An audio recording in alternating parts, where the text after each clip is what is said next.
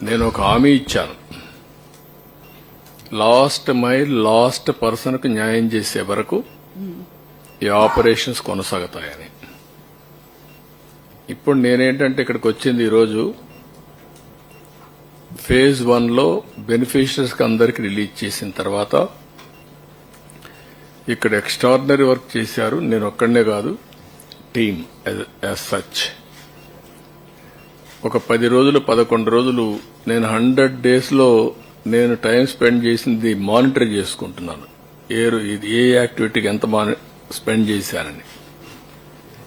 నేను all departments రివ్యూకి ఎంత spend చేశానో దానికంటే డబుల్ టైం దీనికి స్పెండ్ చేశాను. ఇక్కడ 146 hours 11 days ఇక్కడే ఉండి. ఎందుకంటే ఇది ఒక పెద్ద విపత్తు, బిగ్గెస్ట్ క్రైసిస్. సఫరింగ్ కూడా huge suffering by human beings.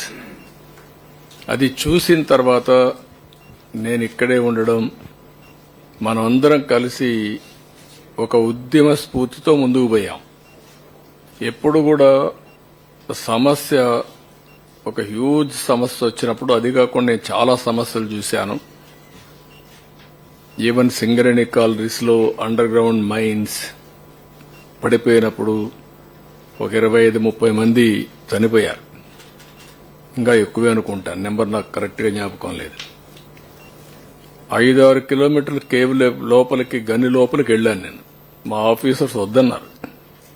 లేదు సార్, అది డేంజర్ గా ఉంది, ఎక్కడన్నా అవి కూడా మళ్లీ కొలాప్స్ కావచ్చు, precautions you should not go అన్నారు. I said no, I have to go.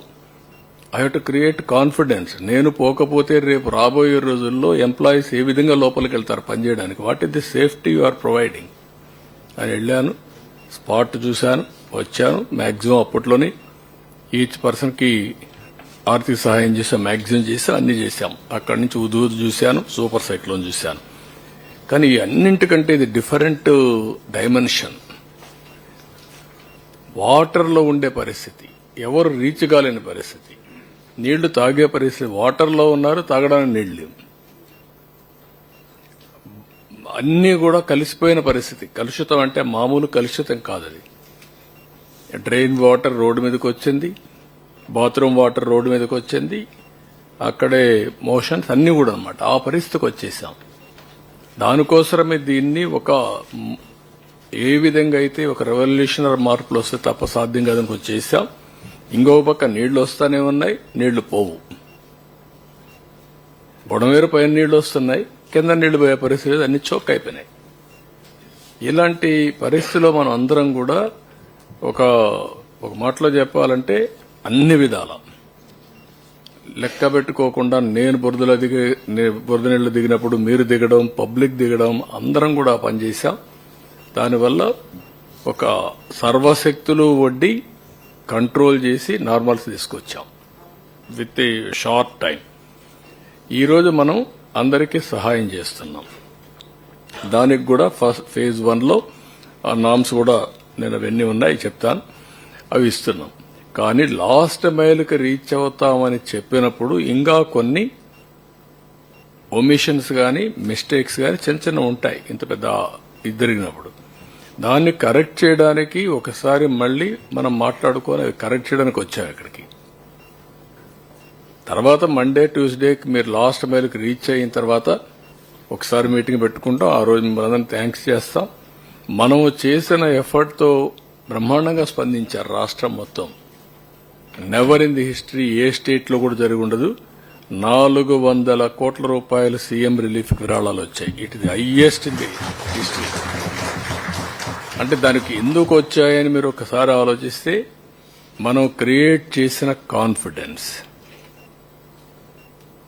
మామూలుగా వీల్ చైర్లో వచ్చి డబ్బులు ఇచ్చి వెళ్లారు. పంపించవచ్చు వాళ్ళు కావాలంటే. ఎక్కడో అమెరికా ఉండేవాళ్లు వాళ్ళ పిల్లల్ని ఇక్కడ ఉంటే పంపించి మీరు పర్సనల్ గా ఎత్తకపోయి ఇచ్చేసారమ్మని చెప్పి ఎత్తుకొచ్చారు.